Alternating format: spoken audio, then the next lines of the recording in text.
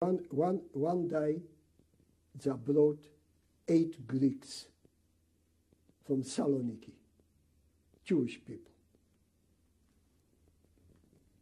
And there we worked in the coal mine together, and we used to get 2 cigarettes every week. And one from the Greek people, his name was Manu. He was at least 6'4", 6'3" guy, colossal man. And he used to see cigarette, he was mad. And I used to give him my cigarettes. I was his best friend ever. And one day we worked there, and we changed over from the Wehrmacht to SS. And one of the Greek people was killed by one of the SS. I was drilling holes for the ammunition. You know, you drill the holes to put the ammunition in, and then they blasted it. And I was the one who drilled holes. And we worked from 6 till 2, from 2 to 10, from 10 to 6, all around the circle. And one night, that man who came to me said, "You finished?" I said, "In 10 minutes. Because when I finish, I have to report to the front there. And the Germans can load the ammunition and blast it." And I reported to that German, and I went out. When the blast was over, they started to load the coal on the trolleys to shift it out. And that assessment, what killed that Greek fella, was in that line.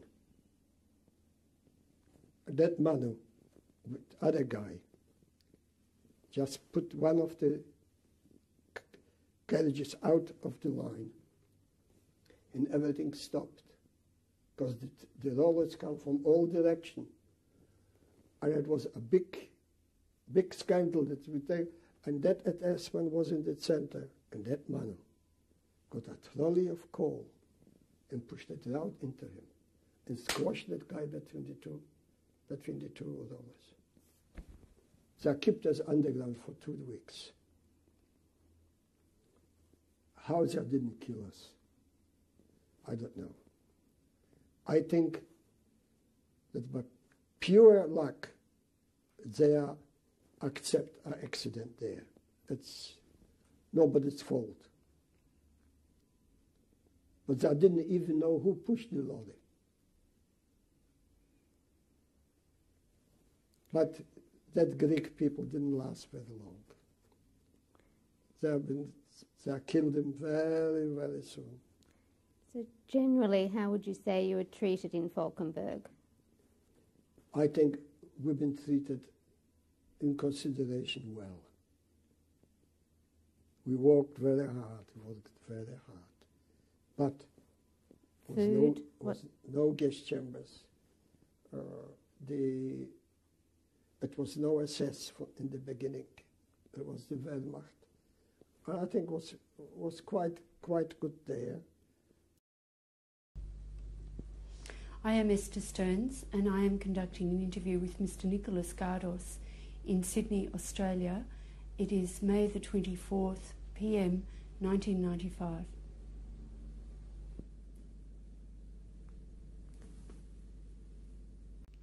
They opened up these times they opened up the wagons, and this time it was real liberation. It was the 7th Army who liberated us, and all I can tell you is that the site which I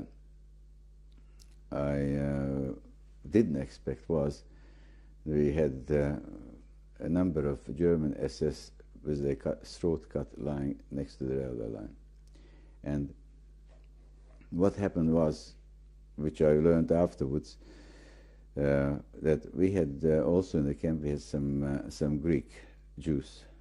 Those Greek Jews were in camp for almost 4 years, and they were really and truly like hardened criminals, because they stole the food from us. They did everything to survive. They didn't care. They had no scruples.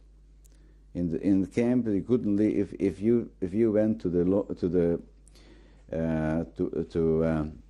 the bathroom, which was a long barrack with 50 people in it, and you put your soap down, and you turned, and you didn't keep your eye on it, you could be sure it was gone within seconds.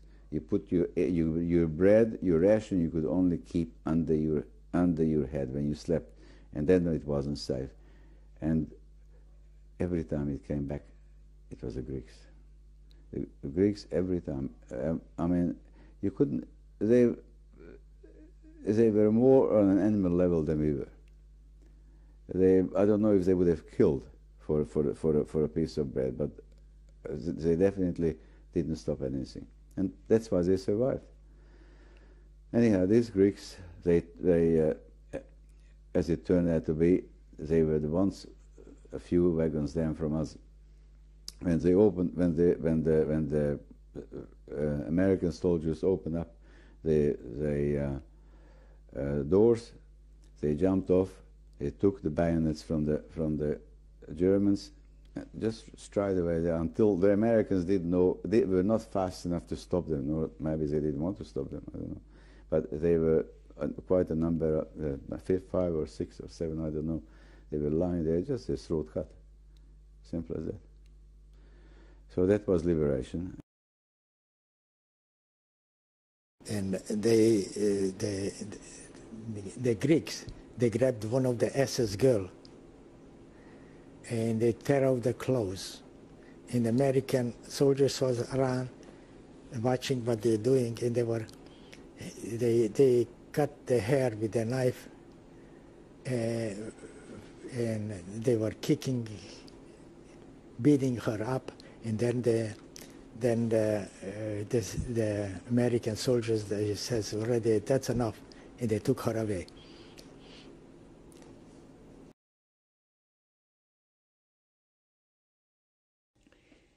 In that camp that we were, they were not only from Hungary, from Czechoslovakia, there were also some people from Greece.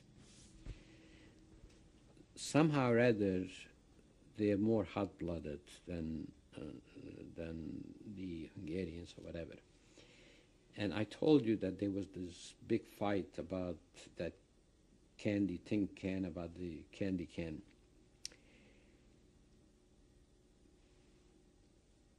They were these two Greek Jews, they were fighting, and when we got back into the wagons, I sat on one side, and next to me sat one of these Greeks. I didn't know that they had a fight, and opposite him sat the other guy, and they were saying something in Greek to one another, and all of a sudden I hear a thud, like against the wood of the boxcar. I take a look, inches from me, a knife. This guy threw a knife at him. I guess he was mad enough. So again, I have to thank Hashem that this knife didn't go inches the other way. Anyhow, this is where our train went, and we must have gone about another half a day. At night, we came to a town called Tutzing.